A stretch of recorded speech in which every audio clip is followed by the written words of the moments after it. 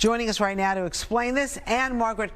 She's an asset protection attorney. Nice to have you back on. Thanks, Good Rosanna. Day. Can you rip up a prenup? Well, it depends. The reports are that this prenup really protected Brittany's fortune. But it's very important not to have it be all one-sided. If this gave Sam nothing, then it's not worth the paper that it's written on, because a court would throw it out as being egregious or absolutely too unfair. Well, there were reports that he would get $1 million for every year, so probably $2 million.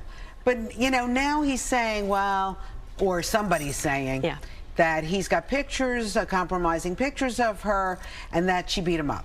Well, listen, it goes without saying. Obviously, I'm not representing them, but they would have malpractice, the attorneys who did this prenup, if it did not have a non-disclosure clause. Which means? Which means that they can't trash talk each other, and there would typically be a very big financial disincentive for Sam to release any embarrassing or compromising images or information about Brittany. Could he do it an indirect way? And that is how they all do it. They have a friend of a friend of a friend release the information. And that's the implicit threat at this point to try and get Brittany to renegotiate. So if people are watching right now, I mean, are prenup agreements a good thing to do? And they're absolutely a good thing to do, but again, you want to avoid a prenup that is totally lopsided.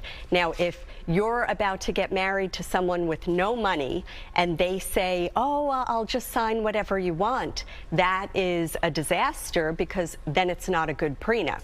So both sides have to be represented by separate counsel.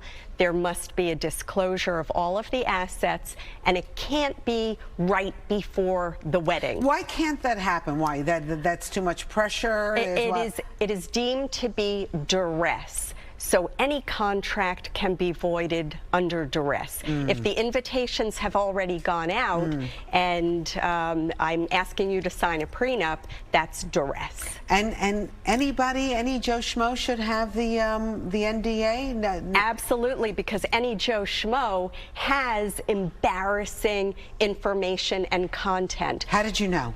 I'm just kidding. So if we think we're headed toward divorce, we want to delete embarrassing content from shared devices. We want to redo our advance directives. I don't want my soon-to-be ex as power of attorney, healthcare proxy. I want to change my trust so he or she is not the beneficiary, as well as life insurance. I don't want them to still have a vested interest in my untimely demise. Good information. Ann-Margaret, how can people find you?